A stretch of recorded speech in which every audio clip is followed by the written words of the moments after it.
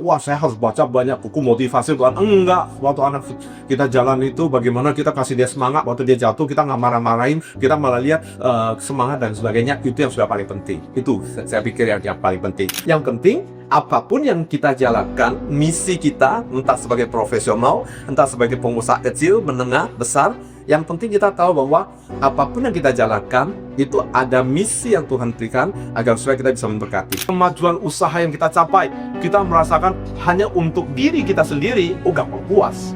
Tapi kalau kita memikirkan bahwa setiap kemajuan yang tercipta dari usaha yang kita lakukan, apapun, jual bakso, jual tahu, jual tempe, atau apapun, setiap usaha yang bisa kita lakukan dan setiap kemajuan yang kita peroleh bisa memberkati lebih banyak orang lain, saya pikir rasa puasnya nggak akan habis-habisnya. Kegagalan adalah ibu daripada keberhasilan. Thomas Alva Edison, dia malah mengatakan nggak ada yang disebut gagal, ya ada adalah hasil yang berbeda. Halo semuanya, selamat datang di Sip Talks, di mana podcast ini kita akan membahas yang sip-sip aja nih. Perkenalkan, nama saya dengan Miss Ines. Di sini saya nggak sendirian nih, saya bersama founder Sempua Sip Group, yaitu adalah Pak Alex. Hai Ines. Halo Pak Alex. Nah, Pak Alex, di sini kita akan membahas mengenai ruang untuk bertumbuh nih Pak. Nah, mungkin untuk beberapa orang atau beberapa anak menganggap kegagalan itu adalah sebuah akhir. Padahal kan sebenarnya itu membuat kita tuh untuk bertumbuh. Setiap hari kita akan bertumbuh kan Pak. Betul. Nah, dengan Sempuasip yang kita sudah bisa lihat di Sempuasip kan sudah sangat besar ya Pak ya. Apakah Pak Alex sudah merasa puas atau justru malah melihat Sempuasip itu bisa bertumbuh lebih besar lagi? Menarik pertanyaannya dari Ines. Tadi pertanyaannya yang saya dengar ada 2 poin. Satu, anak gagal seperti the end of the world. Kemudian kedua, perkembangan Sempuasip ini dan sebagainya. Saya jawabnya yang pertama dulu. Bagi anak-anak, mereka itu nggak kenal yang disebut kegagalan. Yang kenal adalah papanya anak tersebut, mamanya anak tersebut. Ya, jadi kalau semakin kecil anak tersebut, semakin mereka nggak kenal bahwa ini yang disebut kegagalan. Ini yang disebut the end of the world. Enggak. Ya, karena kalau memang Tuhan menciptakan anak kecil itu, dari kecil dia bisa tahu ini yang disebut gagal, pasti umat manusia nggak bisa berjalan. Hubungannya apa? Mampu berjalan, itu baby harus ngalamin jatuh, dan jatuh. Dan baby tersebut, setiap kali dia jatuh, karena dia masih baby, orang tuanya bagaimana kira-kira? Ayo, kalau kita sebagai orang tua, baby kita, anak kita baru mulai berjalan, jatuh, terus langsung ngomel-ngomelin nggak? Lu dasar papa lu aja lari, bisa lu jalan aja nggak bisa, gimana sih kamu begini nih? Nah, kamu bisa lo dia melangkah, ayo ke, begini. Nah, prinsip ini harus dimiliki oleh semua orang tua. Ya, menurut saya, prinsip dasar seperti ini harus dimiliki oleh setiap orang tua sehingga anak-anak tersebut merasa bahwa asik, seru, ramai. Karena apa? Karena setiap kali dia goyang-goyang, baru bisa melangkah, orang tuanya semua yang sampingnya semuanya begitu riang gembiranya gitu. Nak ngomelin dia. Nah, karena itulah akhirnya manusia bisa berjalan. Coba dia jatuh terus diomelin, terus dikasih logika. Lu dengerin ya, apa ngomong sama lu ya. Lu jalan tuh gak seperti itu. Teknik berjalan tuh, tuh. Itu yang banyak terjadi pada manusia pada umumnya. Nah, jadi kalau kita, tapi saya nggak ngerti loh cara memotivasi anak saya, cara mendukung anak saya biar semangat dan sebagainya. Caranya simple, yaitu waktu kita bimbing anak kita, waktu kita lihat anak kita mulai berjalan. Saya juga belajar dari sana. Yang seperti itu ya. Ya sudah. Ya, nah dari sana kita bisa belajar terus. Oh iya ya. Jadi setiap manusia, entah anak kita, entah anak didik kita, entah pegawai kita, entah siapapun kita, semuanya itu perlu mendapat dukungan. Ya, anak-anak apalagi semakin kecil dia nggak pernah apa yang disebut gagal. Emangnya jatuh terus disebut gagal. Yang ngerti kan orang tua. Ya, waktu kita buka usaha terus nggak jalan terus disebut gagal.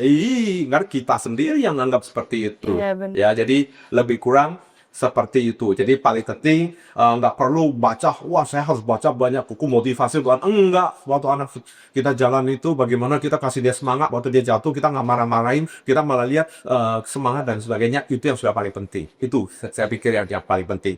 Nah, terus bagaimana Semposi bisa berkembang dan sebagainya, itu semuanya ceritanya panjang ya. Ada naiknya, ada turunnya, ada susahnya, ada sukanya, ada dukanya. Tapi kita jalankan karena apa? Karena bagi saya, bagi teman-teman semuanya, ini adalah satu titipan dari Tuhan yang harus kita jalankan. Dan yang kita lihat adalah makin usaha apapun yang makin maju, majunya untuk siapa saja. Kalau kita melihat, wah kemajuan usaha yang kita capai, kita merasakan hanya untuk diri kita sendiri, gak puas.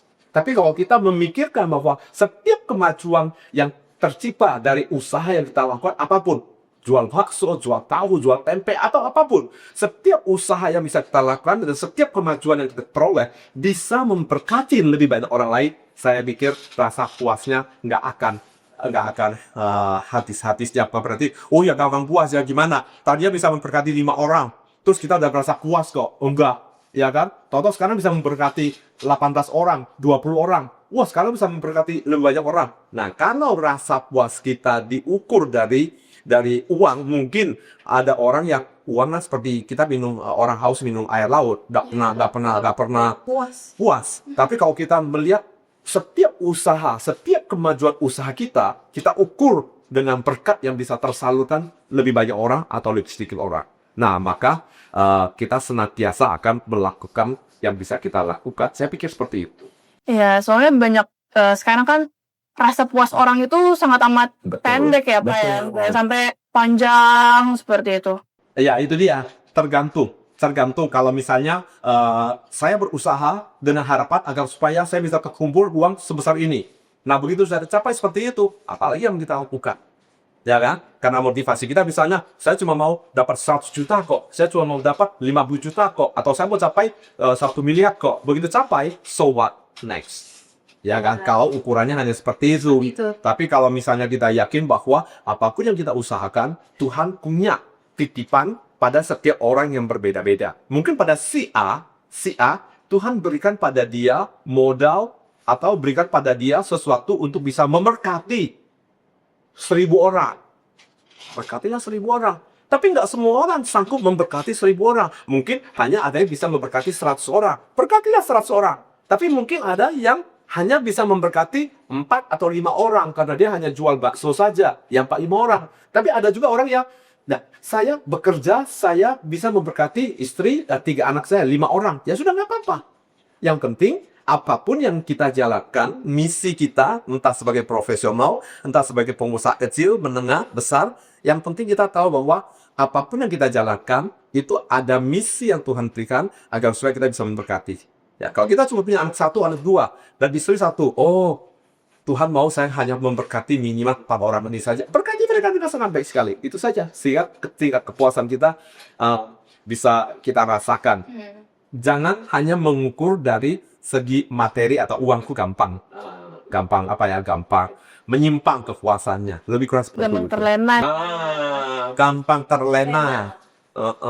Nah, kan tadi Bapak udah kasih tahu nih ke kita bahwa beberapa anak itu nggak bisa merasa puas karena masih kecil kan, dia belum nggak bisa merasa gagal. Oh iya. Dan the end of the world. Nah, mungkin kalau misalnya anaknya sudah bertumbuh menjadi lebih dewasa, pastinya kan dia memiliki perasaan tersebut gitu. Bagaimana sih kita menjaga perasaan tersebut di saat anak itu sudah besar gitu, biar nggak cepat puas? Bukan soal nggak cepat puas atau apa ya, mungkin lebih tepatnya bagaimana agar supaya anak tersebut walaupun dia belum mencapai apa yang, kalau puas tuh seolah-olah kan sudah mencapai apa yang dia capai. Jadi challenge yang paling besar sebagai orang tua itu adalah bagaimana agar supaya anak kita bukannya dia tuh misalnya dia capai sesuatu, dia baru melakukan sesuatu. Kalau dia merasa dia nggak bisa mencapai seperti ini, dia nggak melakukan seperti itu. Nah, orang Singapura bilang orang yang takut kalah takut mati, ya seperti itu. Tapi yang kita mau adalah anak kita walaupun dia belum mencapai apa yang diinginkan dia, tapi tetap dia konsisten melakukan sesuatu. Jadi yang kita ingin tanamkan dalam mental seorang anak kita, ya, juga setiap manusia adalah walaupun kita belum memperoleh, misalnya apa? Kalau saya sebagai seorang pegawai, walaupun saya belum bisa mencapai target gaji, target bonus yang saya inginkan, saya tetap melakukan yang terbaik yang bisa saya lakukan. Kalau sebagai seorang pengusaha, walaupun keuntungan saya tidak capai seperti yang saya inginkan, entah karena alasan ini, alasan itu, tapi saya tetap konsisten melakukan yang seharusnya saya lakukan. Hanya dengan cara-cara seperti itu, saya punya keyakinan bahwa orang-orang seperti itu senantiasa mendapatkan berkat dari Tuhan, berdua. Tapi orang yang gampang puas, sedikit-sedikit menyerah, waduh, Tuhan juga berpikir, gimana sih, udah dikasih begitu banyak berkat, dikasih begitu banyak talenta, tapi baru sedikit aja, udah baru capai sesuatu, sudah puas deh. Padahal Tuhan kan mau lewat kamu bisa memberkati bukan diri kamu sendiri saja, bukan hanya untuk keluarga kamu saja, tapi lewat kamu saya mau memberkati lebih banyak orang loh. Tapi kamu merasa puas. Nah, itu dia. Ya, saya pikir mungkin lebih kurang seperti itu, Knes.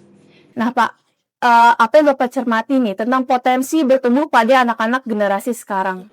Sesungguhnya anak-anak sekarang ini mereka punya potensi maju yang sangat luar biasa dan sangat cepat, secepat kemungkinan dia gagal. Jadi selalu terjadi kalau misalnya kita mau sukses bisa sangat cepat sekali, kita mau gagal juga bisa cepat sekali. Nah, yang penting anak zaman sekarang itu dia mengerti saja. Dia mengerti saja, karena itu sekarang kalau kita lihat kan, kadang-kadang kita lihat, ada usahanya, kelihatannya, terus hilang. Seperti apa? Itu namanya kalau orang pakai itu, menang, cempe, ya, seperti sempe gitu, kenceng suaranya, kelihatannya seperti itu, tapi tidak sampai sebentar, sudah nggak ada lagi. Ya, yang bisa saya katakan bahwa sekarang dari dulu saya selalu mengatakan hal seperti itu karena banyak orang mengatakan, aduh sekarang susah ya, susah apanya, susah ini, aduh sekarang banyak tantangan ya. Saya pikir iya, setiap kali kita melihat banyak tantangan, artinya setiap kali kita bisa melihat banyak peluang. Lebih kurang seperti itu. Ya, jadi kalau ditanya, sekarang dibandingkan sama zaman dulu, mana lebih bagus berusaha? Sekarang. Karena banyak koneksinya ya, Pak? Bukan, karena pola berpikir. Jadi waktu dulu orang tanya sama saya, tahun 2005, bagaimana situasi berusaha? Saatnya paling bagus sekarang. Loh, saya mau berusaha tuh saya yakin bahwa sekarang saatnya jelek. Bagaimana Anda kalau saya mau berusaha? Ya kan? Jadi kalau orang banyak, sekarang ini bagaimana? Sekarang saatnya paling bagus. Kenapa? Ya karena saya masih berusaha kok. Masa saya ngomong jelek? Ya kan? Tapi situasi luar, emang bisa kita kontrol? Nggak bisa. Apa yang bisa kamu kontrol? Diri sendiri. Diri sendiri. Pola berpikir. Kontrolnya bisa kita kontrol. Jangan kontrol yang tidak bisa kita kontrol. Ya kan? Yang bisa kita kontrol seperti apa? Suasana lagi tidak bagus dan sebagainya. Berusaha, bukan memanipulasi, berusaha agar supaya aku melakukannya terbaik yang bisa aku lakukan. Ya kan? Kalau orang yang misalnya, anak yang mau ujian, si A, anak pintar, ya kan belajar setengah jam, sudah dapat nilai 9. Setengah jam. Si B memang kalah pintar sama si A. Ya kan? Acara apa serba lambat dan sebagainya. Nah, jangan gaya si A. Si A belajar setengah jam, dia belajar setengah jam, ya dapat nilai setengahnya si A. Si A dapat 9, dia dapat nilai 4,5 lah.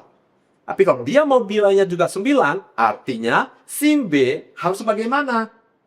Bukan mengeluh. Oh, kalau dia itu memang dikasih bakatnya lebih hebat 2 kali dari saya, maka kalau saya mau seperti dia, saya harus berjuang, bekerja, berusaha minimal 2 kalinya dia.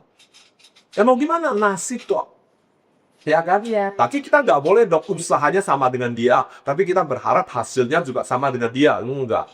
Tuhan nggak adil. Tuhan adil. Ya kan? Nah, jadi kita harus mendapat satu pencerahan. Oh iya, kalau saya nggak sepintar dia, maka saya harus lebih giat dari dia. As simple as that. Betul, betul. Ya. Nah, mungkin itu juga yang membuat sebuah perjalanan selalu berkelanjutan ya Pak ya. Ketika sesuatu yang terus bertumbuh, selalu ada ruang untuk kita kembangkan, Oh iya. diperbaiki, dan Betul. terusnya kita pelajari Betul. gitu. Nah, Iya. dari situ saya jadi tertarik nih untuk membahas lebih lanjut tentang bagaimana seseorang maupun sebuah institusi bisa tetap relevan dan terus berkembang di tengah perubahannya zaman nih Pak. Nah, dalam perjalanan membangun sebuah SIP, apakah pernah ada momen menuntut perubahan besar agar tetap bisa berkembang mengikuti kebutuhan zaman? Nah, lalu gimana nih Pak Alex untuk menyikapinya? Oh iya. Tantangan tuh banyak sekali. Ya kan, kalau ditanya tadi Pak Anies mengatakan kapan yang paling bagus? Sekarang ini. Tantangan kapan paling besar? Ya sekarang ini. Ya kan, sekarang ini dengan kemajuan teknologi, dengan adanya AI dan lain sebagainya, apakah itu bukan merupakan satu tantangan? Iya. Nah, kalau kita yang terlibat di bidang ini, kita merasa bahwa ini adalah tantangan, kita harus bersyukur.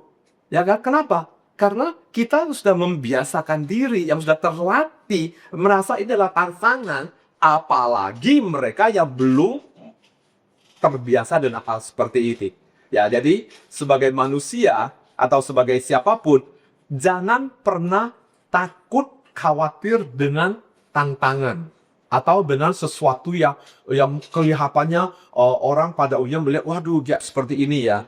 Karena ya Ines dan kita semuanya filosofinya nggak pernah lah ada pintu yang nggak ada kuncinya gitu loh. Cuman kuncinya tuh beda-beda. Ya kan? Ada kuncinya pakai kunci key. Zaman sekarang kuncinya bagaimana? Oh, ada pakai hai, lihat itunya langsung buka sendiri. Ya kan? Ada yang harus sidik jari baru bisa masuk. Tapi semua pintu itu ada kuncinya. Dan ada kunci yang terlihat, ada kunci yang tidak kelihatan, dan lain sebagainya, dan lain sebagainya. Ya, jadi filosofi itu saja yang kita pegang. Ya, jadi misalnya dulu buka pintu, cekat, baru masuk ini lagi. Nah, sekarang mungkin dengan kemajuan teknologi, udah nggak perlu, ya kan? Tapi selalu ada kuncinya, selalu ada solusinya, dan selalu ada jalan keluarnya. Itu saja yang saya yakin dan saya percaya gitu, Ines. Nah, di tengah perubahan yang cepat ini nih Pak. Oh ya, tadi tanya ada mengalami perubahan ya besar, terutama 5 tahun terakhir ini dengan kemajuan teknologi dan lain sebagainya, itu tantangan yang sangat besar sekali bagi saya yang memang kurang menguasai, atau orang istilahnya gaptek. Tapi yang gaptek banyak nggak? Banyak. Apakah orang gaptek equal dengan orang yang tidak boleh sukses? Pertanyaannya cuma sana aja. Ya kan, jawabannya enggak. Kalau orang yang gaptek harus menggunakan teknologi, masih ada nggak di dunia ini orang lain yang ngerti teknologi? Kalau ada, ya minta orang lain bantu kerjain lah. Kalau kamu nggak ngerti marketing, carilah orang yang lebih ngerti marketing. Kamu nggak ngerti medsos, carilah orang yang ngerti medsos. Bisa nggak dipelajari? Bisa. Kelamaan. Ya kan? Nah, kenapa nggak mau orang yang jago di bidangnya? Karena itu right man in the right place. Itu kan selalu dikatakan. Prinsip itu dipegang. Kira-kira mindset apa yang harus ditanamkan nih Pak kira-kira? Dalam diri siapa? Dalam diri kita atau sebuah institusi untuk terus bertumbuh atau tetap relevan? Ada ada dulu saya ingat ada never ending ada ada empat huruf, tapi saya lupa. Maksudnya mau maju, kita harus senantiasa berani menyesuaikan diri. Menyesuaikan diri itu harus berani berubah, sehingga banyak orang sedikit ekstrim mengatakan berubah atau punah. Ya, jadi jangan mentang-mentang gede, mentang-mentang jagoan, mentang-mentang hebat, nggak pernah bisa menyesuaikan diri, akhirnya punah. Dinosaurus, ya punah. Walaupun dulu dia pernah berkuasa di dunia dan sebagainya. Jadi di pengalaman hidup saya sebagai profesional maupun sebagai seorang pengusaha, senantiasa saya katakan pada diri saya sendiri harus melihat kondisi yang ada itu seperti apa.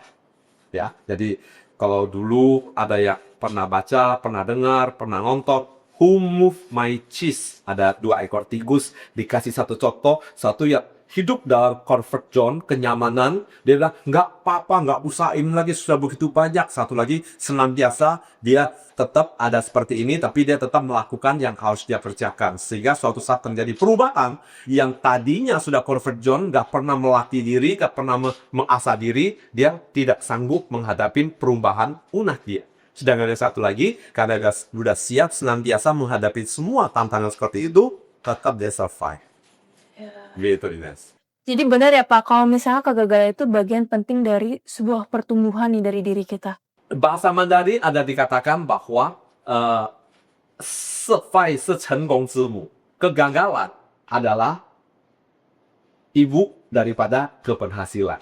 Dari usia muda, saya sudah dicekokin dengan kalimat seperti ini, sehingga saya pikir, oh ya, itu adalah awal daripada sukses. Dan kalau saya baca bukunya autobiografinya Thomas Alva Edison, dia malah mengatakan nggak ada yang disebut gagal. Yang ada adalah hasil yang berbeda. Hasil yang berbeda, yang tidak seperti yang kita inginkan. Ya kan? Jadi, apakah hasil yang tidak seperti yang kita inginkan disebut kegagalan? Silakan. Tapi bagi orang yang mau maju, dia nggak anggap itu sebagai satu kegagalan. Itulah mentalitasnya Thomas Alva Edison. Terima kasih banyak Pak Alex untuk sharingnya pada hari ini. Ternyata gagal itu bukan suatu hal yang harus kita takuti ya Pak. Tapi itu bagian dari proses kita untuk terus bertumbuh. Betul. Ya. Nah, sampai jumpa ketemu di episode selanjutnya only on Sip Talks. Sip